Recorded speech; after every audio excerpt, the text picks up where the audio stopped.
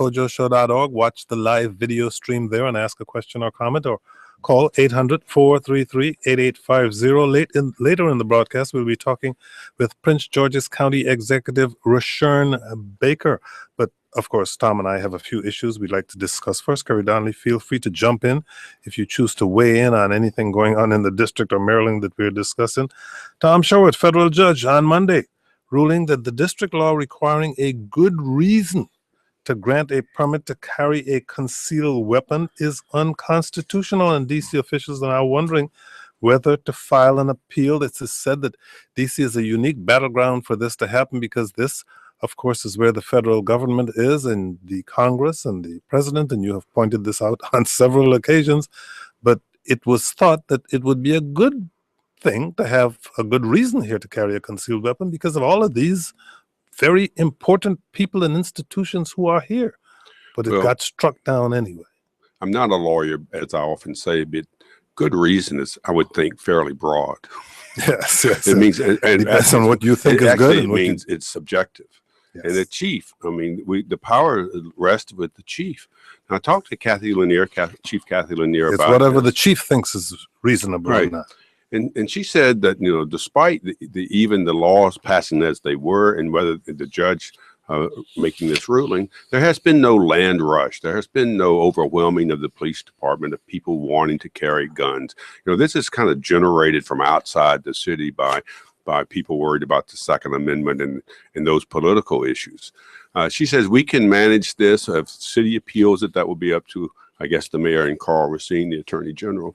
She says we can manage this. We're not being overloaded by people who want to carry guns in the city, and she thinks that's a good thing. Well, Kerry Donnelly, do you think D.C. is a different kind of location because of the federal institutions and the federal officials who are all located here, that it calls for an extra layer, if you will, of security? Well, obviously, we do have to have security, but in terms of gun ownership, I mean, I'm more of the feeling that we need to have reasonable handgun controls, period. And you know, I think it's an infringement on DC's right to self-govern, quite frankly. And you know, my personal opinion, as I've expressed here, is let's just open a gun shop right there on Capitol Hill between the Supreme Court and the Congress and have at it. That's exactly right, and allow people to carry concealed weapons wherever they want to. Mr. Donnelly is looking kind of quizzically at me. That is indeed the case, because we're pretty sure that there would be restrictions placed very quickly. Mayor Muriel Bowser, Tom, wanted to have a sales tax hike in the district of going from 5.75 to 6%. She says that's what is needed to pay if we are going to be able to provide affordable housing and if we are going to house the homeless. Councilmember Jack Evans had put the nix on that, stripped him out of the budget, saying no, we should use an increase in the sales tax when we're in a deep bind for money, and we're not in a deep bind right now. But somebody conducted a poll, that somebody being the DC Fiscal Policy Institute, and according to that poll, 75% of district residents favor that proposal to raise sales tax. Well, the DC Fiscal Policy Institute, which is a fine organization, is not a neutral party, and that's, you know, it's an advocacy group for spending especially for affordable housing and other matters, and they do a good job doing their view. And I don't know anything about the poll, except I would trust them to do a decent poll. The fact is, the sales tax increase from 5.75 to 6% would put it on par with Virginia and Maryland. It was raised on, I think, back in 2010. It was dropped back around 2010 because of the economy. The mayor probably will have the votes if she wants to press this. With the new council members, the two who were recently elected, I can count up to 7 people who could support her. The problem is not only Jack Evans, the Finance and Revenue Chairman, opposes. He says, I'm taking the long view, not the short term. Yes, the long view. Because he's but been the around chairman long of the enough. DC Council, who is independently elected, opposes this increase for the same reason Jack Evans does. So if you're a new council member who got the support of the mayor to get elected, but you have to depend on the chairman of the council to appoint you to committees and give you and call on you when you try to get attention, who are you going to be for? So I think we might see some working out. And we're only talking about $22 million, only, I say that, out of a $13 billion budget. Evans and others say we can find the money somewhere else. We don't have to raise taxes. It brings us up to parity with the Commonwealth of Virginia, Kerry Donnelly, by going from 5.75 to 6%, and probably therefore reduces the competition that Virginia gets from the District of Columbia in terms of people who shop on the basis of sales tax. I don't know a great many people who do. I don't know that a lot of people make their decision based upon sales taxes. I think it's probably, what you want to buy and how convenient. But I think in this particular case, it probably boils down to how much money you're going to raise and what benefit can you derive, particularly as it relates to affordable housing. How many units can you subsidize? How long can you keep that housing affordable? So it's, on the one hand, raising the taxes. On the other hand, it is deriving the benefit that would justify the tax increase. And in this city, there is no tax on grocery foods. I think same thing in Virginia. Is that really true? Yeah, the General Assembly changed it a number of years ago, so that there's no tax on food.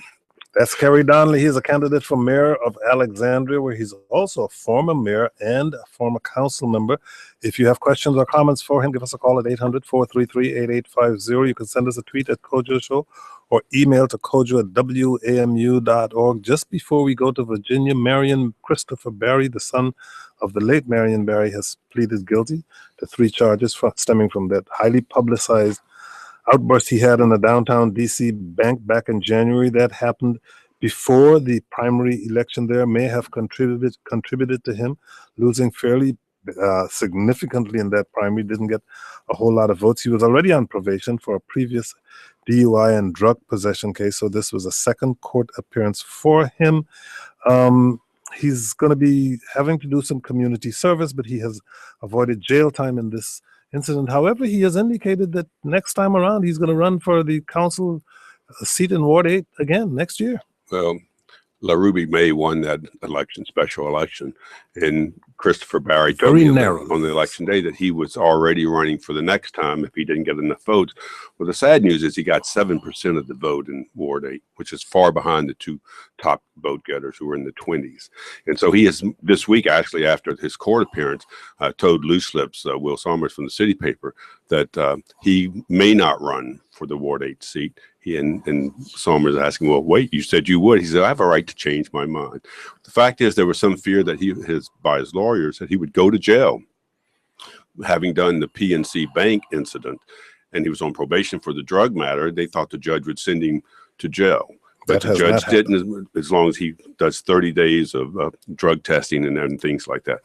People who know Christopher Barry, he's in his mid-30s, are hoping that these will be wake-up calls for him, that he didn't get a good vote on his father's name, and he's out of jail because he's got good lawyers, and he ought to maybe reorient himself back into the community and not run for the office again next year, and just establish himself better. I hope that's what happens with him.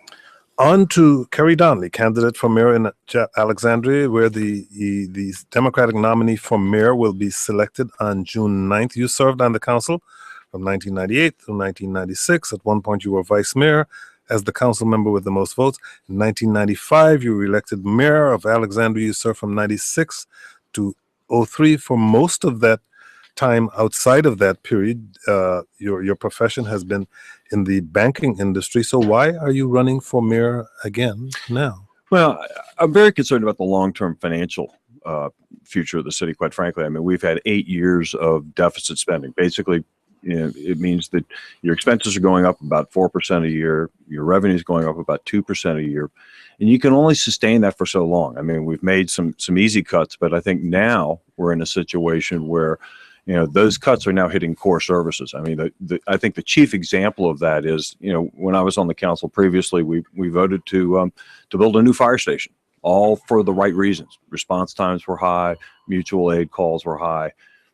West end of the city, where more than half the population lives, and it's only served by 3 fire stations today. So it was the right decision.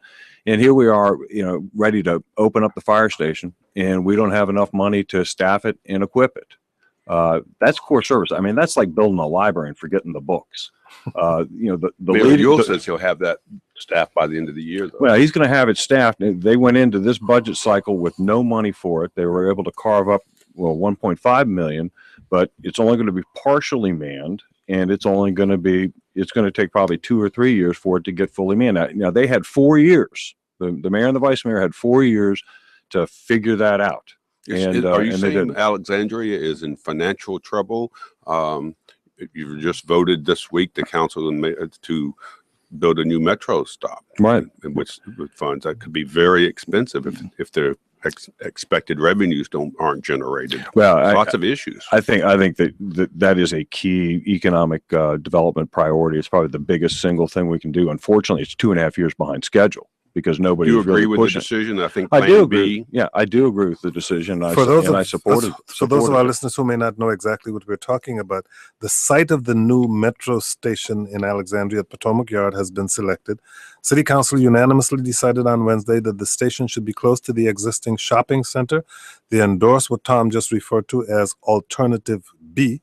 You approve? Yes, I do. I've long been a supporter of it. As a matter of fact, I think it's unfortunate that it's 2.5 years behind schedule. I mean, we've missed a lot of opportunities in the meantime. When they did the New York Avenue station in the district, it attracted over $2 billion of private investment in land around it, and that's the kind of capital infusion we need. You don't want the traffic we have over there, though. Well, I understand, but on New York Avenue. But by the same token, you have to have that kind of expansion into your tax base. Right now, about 30% of our revenue comes from commercial development. About 70% falls on residential tax burdens.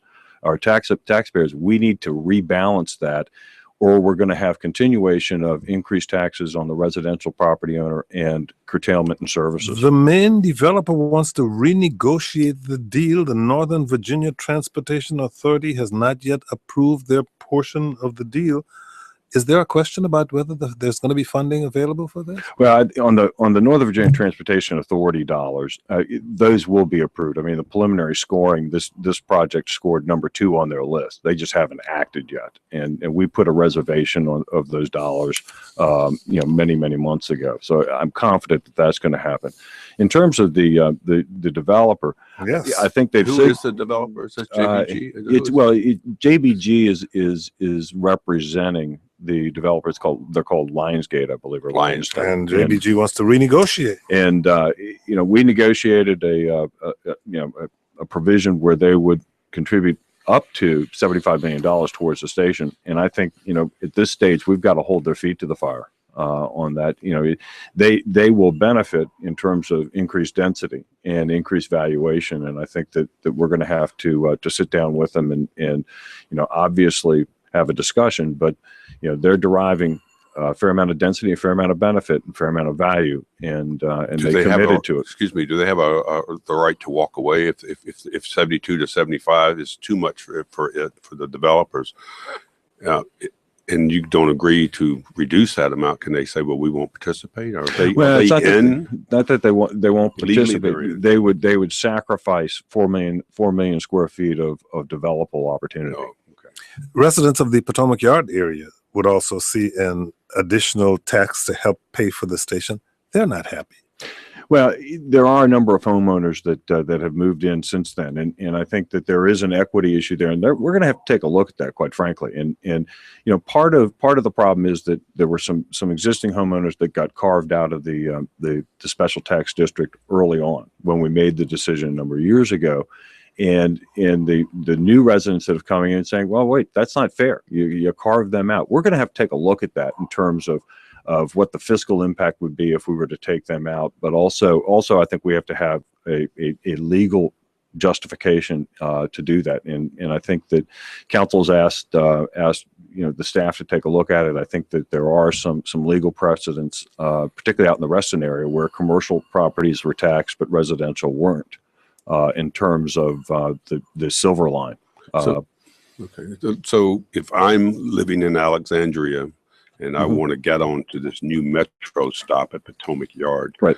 If under the best of circumstances, when would it open? Under the best of circumstances right now, you're looking at 2000 probably 19. It's going to have to wind through the federal approval process. I mean, a record of decision has not yet been issued by the federal government, and then Metro will actually be part of they will be the procurement agency and manage the construction. So, I think you're looking at probably a 3-year period of time, maybe even longer. before the metro station would open.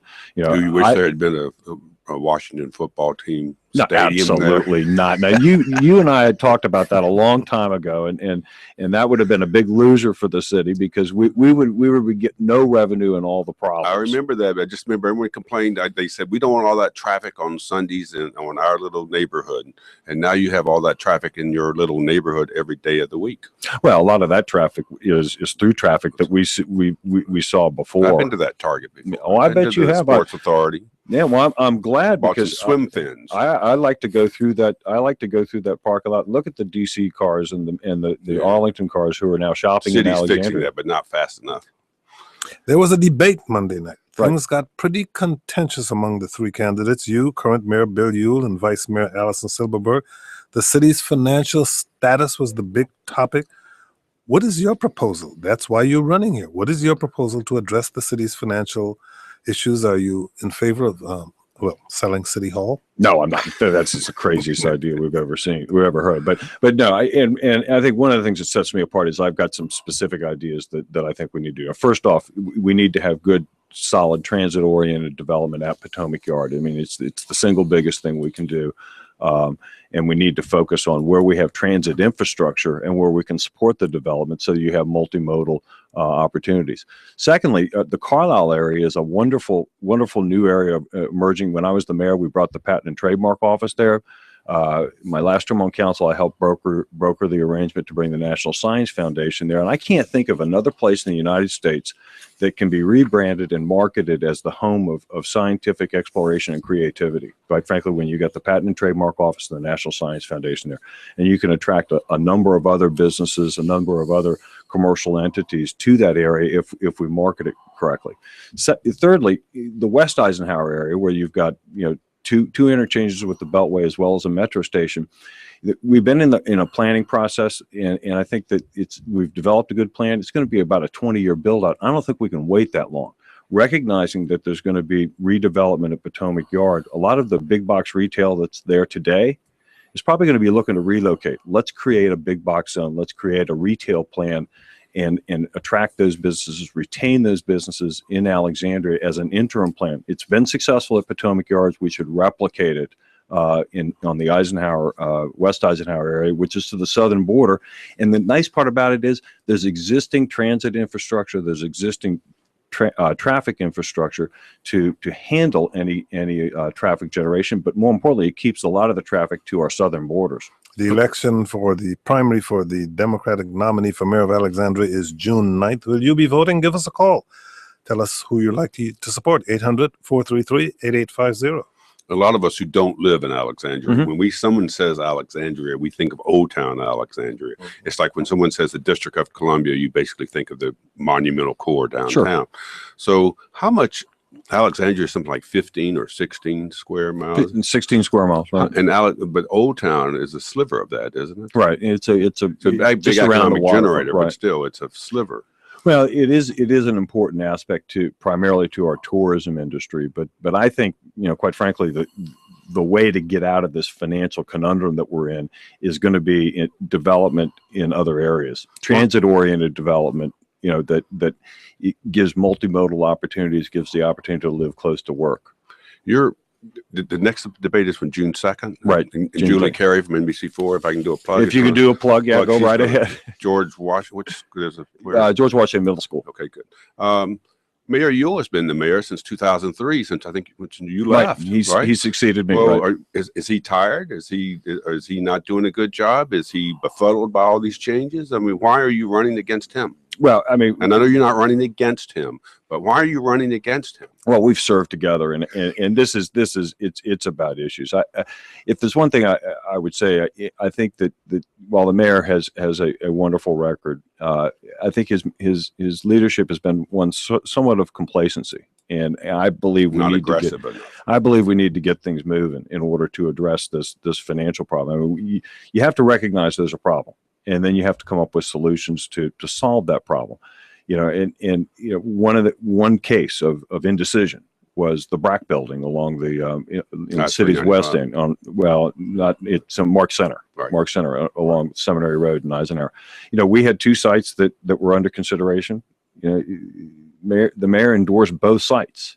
And then when it came to Mark Center, well, he didn't like it. Well, then why'd you endorse both sites to begin with, number one? But number two, and probably more importantly, why did you pursue it? Because it's under federal ownership, which means all the tax revenue is gone. And The federal government doesn't pay taxes. So you're more aggressive than the current mayor. What about Allison Silverberg? She was on the program a couple of weeks ago. Yeah. What is your, other than I guess experience, what's your appeal more so than hers? Well, again, I think I've got, number one, a record of accomplishment. I brought the Patent and Trademark Office to Alexandria, resolved the Woodrow Wilson Bridge, built new schools, built new libraries. I've got a record of accomplishment, not only of building our tax base, but also, providing the services that we need. I've got the experience, and more importantly, I've got some specific ideas on what I think needs to be done. I think that the voters of Alexandria need a mayor who's coming in with ideas, with specific plans, and not sort of the vague generalities that I think we've been hearing in a lot of landmarks. The landmarks in Alexandria. Yeah, Landmark Mall. Yeah. Is that ongoing? The big plans to redevelop that? No, we'd love. If there's you need more to do faster. If there is a point of unanimity among everybody in the city, not just the people running for mayor, it's the redevelopment of Landmark. The biggest problem there is that it's got bifurcated ownership. Sears owns their store, Macy's owns their store, and then a corporation called Howard Hughes owns the rest. And you can't get them all together. Now, Howard Hughes has a proposal that's pending that would bring a new outdoor retail mall plus some housing to that area. I think that will be supported. Hopefully that'll kickstart the rest of it. But I think all of us would much prefer to see a comprehensive plan for the redevelopment of both the Sears site and the Macy's site. We want Macy's and Sears to stay there, but we need to have a more comprehensive shopping center there. And quite frankly, in its current status today, it's not going to compete with Pentagon City to the north and Springfield Mall to the south. It's an amazing change of face of Alexandria that's about to occur, though, with all these development projects around Old Town, down south and north of. Well, the potential is there. It's a lot of the planning's been done, a lot of the zoning's been done. The major task before us is implementing the plan. It's one thing to pass a plan, but you gotta work hard to make that plan a reality. We got an email from Andy who said, is there any way that Potomac Yard Metro Station can be put on the fast track? 2019 is way too long to simply add a station on an existing line, and I'm sure I would move if it takes longer than that. Also, I currently use the new bus rapid transit line almost every weekday. It's good overall, but the BRT stops in Alexandria are spaced too far apart, and BRT service is frequently more limited than on the Arlington side. Does Kerry have any thoughts on maximizing the BRT until the metro station is open? Well, a couple of things. I do want to address, the metro station. It's going to be 2018, 2019, and again, I think it's unfortunate that it's taken this long. It's 2.5 years behind schedule. I don't think it's time to listen to a bunch of excuses. If it would have been me at the helm, we would have been moving a lot faster. Number one. Number two, regarding BRT, this is going to be an integrated system between ourselves and Arlington. Now, the Arlington portion is still under construction.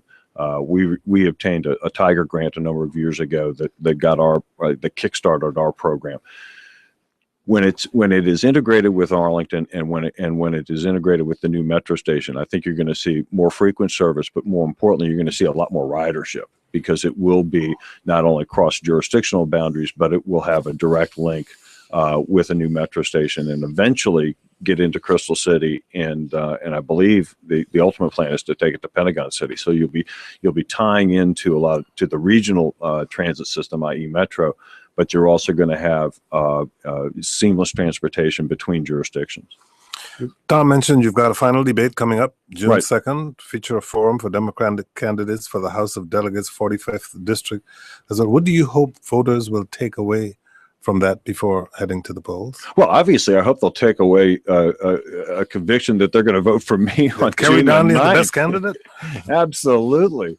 That's why we do. That's why we have elections and debates. But no, I hope that we get a good turnout. Number one. Number two, this is the opportunity to really select the next mayor, because more than likely the Republican Party is not going to have a candidate in November, and the city's a Democratic jurisdiction, and so the likelihood, even if they do put somebody up, the Democrat's going to win. And so this is really the opportunity to select the next mayor of Alexandria. And the three good people running, we all share a love for Alexandria. And I think we do have some different ideas. I have, like I said, some specific ideas, and I probably am gonna want to be a little bit more aggressive in pursuing opportunities, because I don't want to miss opportunities. We've missed opportunities at Potomac Yard, the TSA procurement that's out for new office space. None of our properties at Potomac Yard could bid on that because it didn't have a metro station. That's a missed opportunity. Final question. Well, let me ask you. You stepped away from public life, cited health reasons for a while. You're obviously a vigorous person. Health, blood pressure issues. Tell us something. Is that an issue at all for people? I mean, I take blood pressure medicine. I like to give blood pressure to people. Yeah. But well, how is that? You do a good job. I will say. But next victim's walking in the studio now. Even that's right. But no, my blood pressure is under control, and with medication and changing diet and all those things. Yeah, and I feel a lot better. When I had to make the decision before I was just diagnosed, and they were trying out a lot of medicine, and quite frankly, it makes you feel terrible, as you probably know.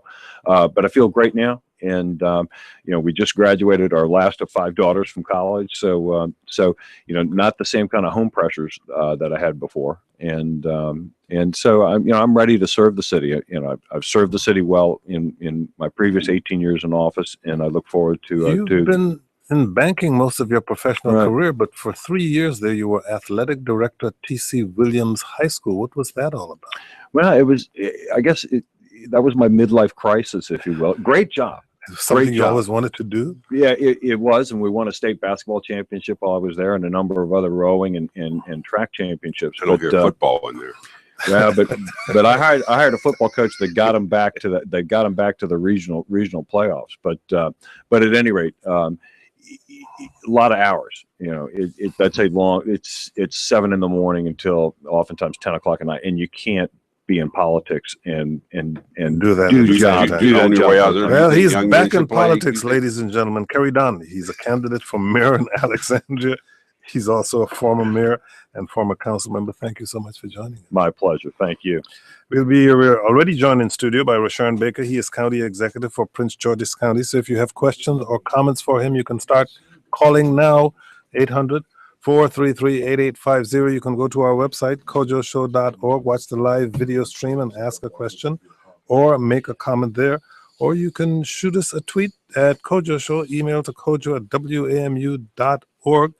Tom Sherwood, a Supreme Court ruled Monday that Maryland's income tax law is unconstitutional because it doesn't provide a full tax credit to residents for income tax paid outside the state. And according to the Washington Post report, that ruling is likely to cost Maryland counties and localities across the country millions of dollars in revenues. It was a divided vote, 5-4, but it affirmed the Maryland Court of Appeals ruling that the state's practice of withholding a credit on the county segment of the state income tax wrongly exposes some residents with out-of-state income to double taxation. That's right. You have to, if you pay taxes somewhere else, you can't have it. We're going to ignore that when you issue county taxes or state taxes, and there are tens of millions of dollars, and I think maybe our guests can talk about it more because it's going to be tough on them. But it's a fair taxation issue. I think the only place you can get away with bad taxing policy is in the District of Columbia, where you can earn money but not pay taxes to the city. But that's a different program. How does this affect you, Rashawn Baker? Oh, by the way, welcome. Oh, thank you for having me, Kojo. It's always a pleasure to be here and to be with Tom. You lose some tax dollars here. We lose about $2 million a year now, and it's going to be more. As Tom said, it's going to be more in the future. I mean, this is devastating for us. As you know, we're already struggling with a huge deficit, about $115 million in deficit, and we had set aside $2 million in case it went the wrong way, for us at least, and it did. But in the future, this could be, once again, we're losing a source of revenue we've counted on. And that's, speaking of sources of revenue, And taxes, they're a hot topic in Prince George's County right now. You have proposed a 15.6. That's like saying it's kind of warm in July. Yeah, I was looking, I told somebody, I was looking at my poll numbers and they were so high. I said, what could I do to kind of lower that? How can I mess this up? Well, you didn't plan on messing up your poll numbers, but you did, I presume, what you think you had to do, proposed a 15.6% property tax increase over the next 3 years. First, remind us about the history of the property tax freeze in Prince George's and why this is so contentious. Well, it's so contentious because we haven't been able to raise property taxes in the county for almost 35 years. Once 1978, the TRIM initiative, which was, sweeping the country, and Prince George's County was one of those that was affected by it, and it put a tax cap on us. So it meant that you couldn't raise taxes without going to the voters for either education or the things in our general government that we need. The problem is that you look at the surrounding jurisdictions, they were investing over these 35 years in their school system. We by law could not.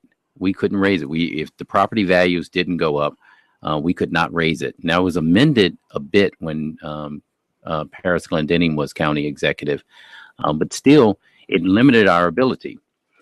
And so just like any other county executive, I raised, when I submitted the school's budget submitted to me, we raised it, we gave them a 2% increase, which at the same time, you look at the surrounding jurisdictions, which Montgomery County could do a 5% increase, a 7% increase. They could do it as the revenues came in. We could not. So here's where we get to. Right now, Prince George's County puts maybe about 30% of its own dollars into its education system. Most of the dollars come from the state. It worked pretty well that, telling the state, hey, we can't raise our property taxes because we have TRIM. That worked well until the economy collapsed. Then lo and behold, the state decided, you know what, that ain't such a good excuse. Because the state is actually Montgomery County, Howard County, Anne Arundel County.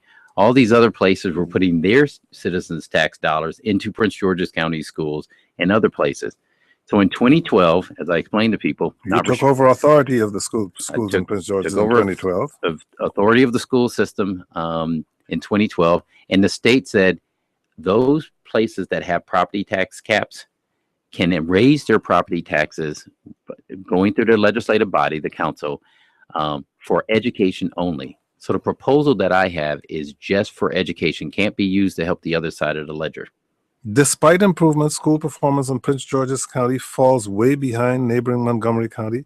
What are the biggest issues as you see it, and what would you do to increase those, to address those issues if this increase is improved? Well, here's the thing. The $133 million that we're proposing, the additional money into the school system, will go into items that will help improve us. One, Tom did a story yesterday on how the district is giving these contracts to principals to stay 3 years and paying them money to stay here. Right. Well, we're losing teachers and principals to surrounding jurisdictions because the district can give them a bonus when they have 7 years experience. This proposal would allow us, we'll put money in there so we can keep them. It will also help us, bridge the digital divide for digital learning in the county. It will help us do parent outreach so that we get more participation of parents in the school system. So every single dollar will impact in the school system. Of all the things I've heard over the last 5 years as county executive, when people complain to me, they would say, oh, overcrowding classes.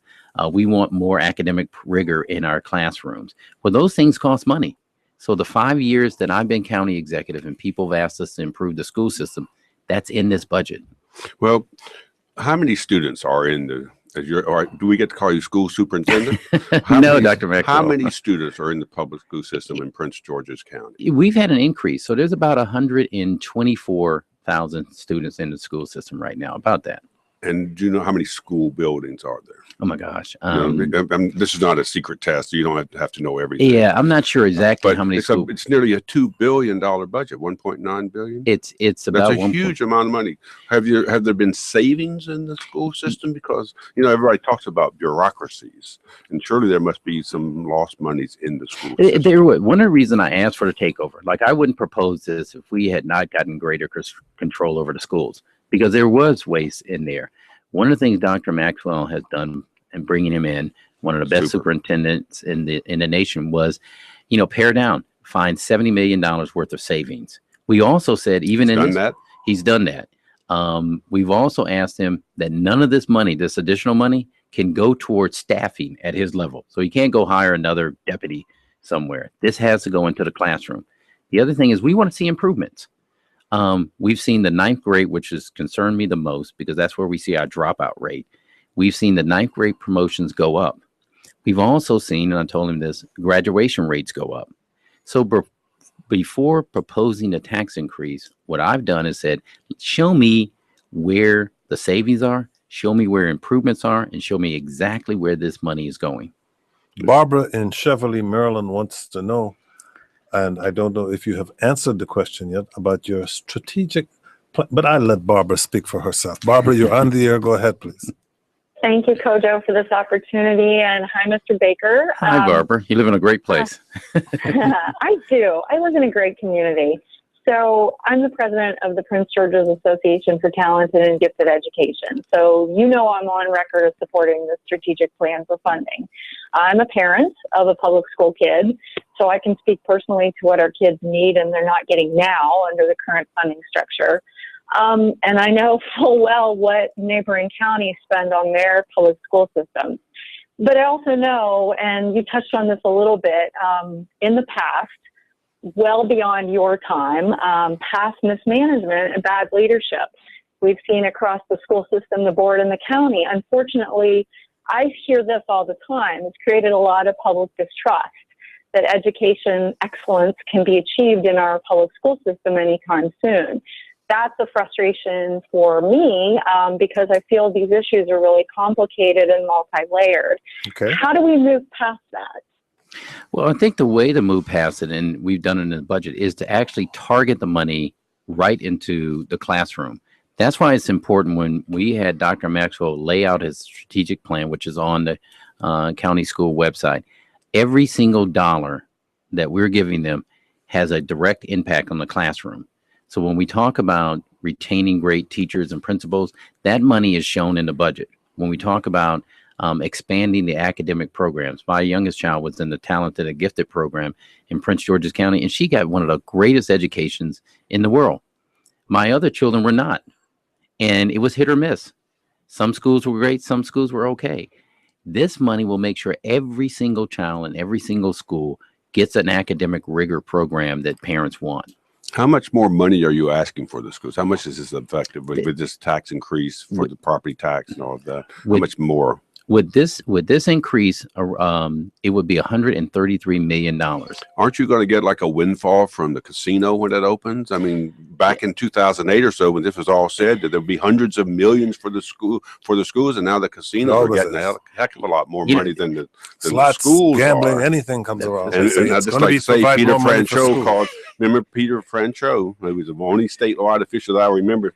Called this a fairy tale, that this gambling was not going to flood the school system. Yes, he called it shady and sleazy business, a shady and sleazy business, and that the schools would not get more money. And then what's happened is the money gets transferred, not to improve the schools, but to just replace that money so they can spend state money on something else. Well, I don't want to sound against the casino because I'll go to it when it opens. Yeah, please do. But we need your money. Aren't you going to get money from there so you don't have to tax the people again? Well, here's and that's one of my favorite questions. Well, we've done about 9 town hall meetings since this is proposed. Suppose the most town hall meetings of any subject other than the casino.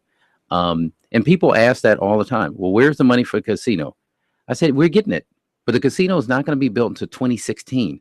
The revenues won't start coming in until that's right. The end of 2016. Revenues won't start coming into 2017. We won't feel the full brunt of this until 2018.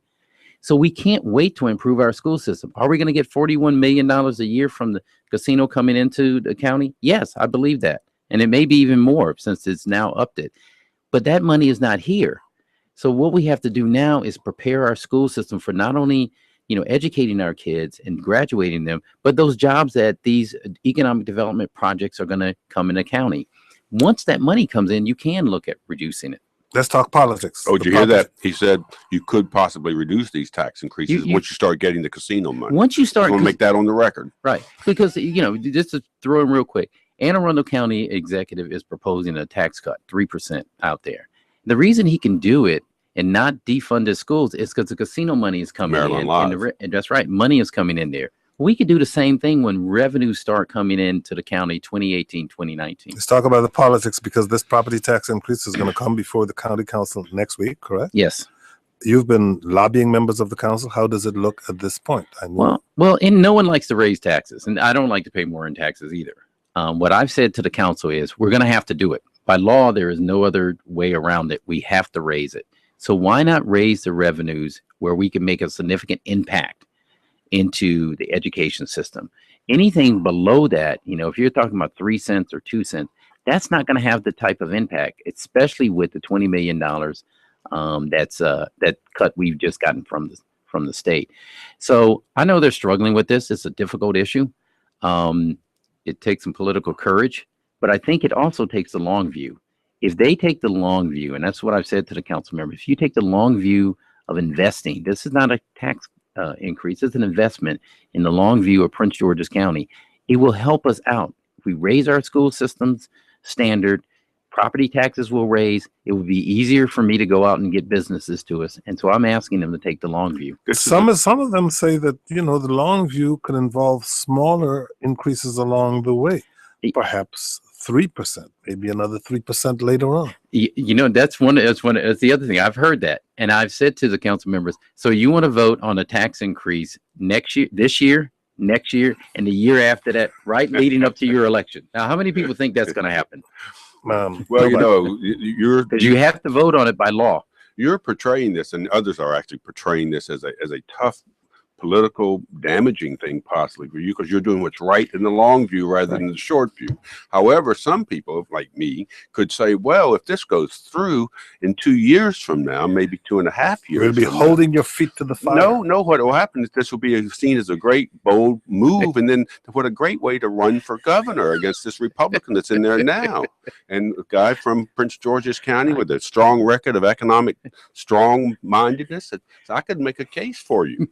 You are a cynic, No, I'm not a cynic. You're a skeptic. Skepticism is a virtue. Cynicism is a curse. But this is raw politics, and this is the politics. Well, I will say this. People said this is a bold move. I said no, it really isn't. We're talking about an increase of 21%, which means we put about $703 million into our school system. Montgomery County is putting $1.2 billion of their taxpayers' dollars into their school system. Don't let them steal your superintendent. They're having trouble. I know. He's been hanging out with Ike Leggett too much. That's the problem. That's it. Don't let him get it. So when people say that, I said, no, this is making up for our not investing in ourselves in the past. It was a mistake. It was a mistake not to invest in our school system because everyone suffers from it. Here's Mark in Bowie, Maryland. Mark, you're on the air. Go ahead, please. Hi, Coach Joe. I'm a long-time listener, first-time caller. Thank you. I guess I'm a little tired of politicians and continually address every problem by just taking money out of the constituents' pockets and pour it into the what they consider to be the solution. The solution, I believe, to PG County school system is not in raising more revenue. Jack Johnson did that continually for years after year after year after year in PG County, and we have not seen a marked increase in performance in PG County because of significantly more money being poured into it. And here's yet another politician saying the same thing. Let's just take more money.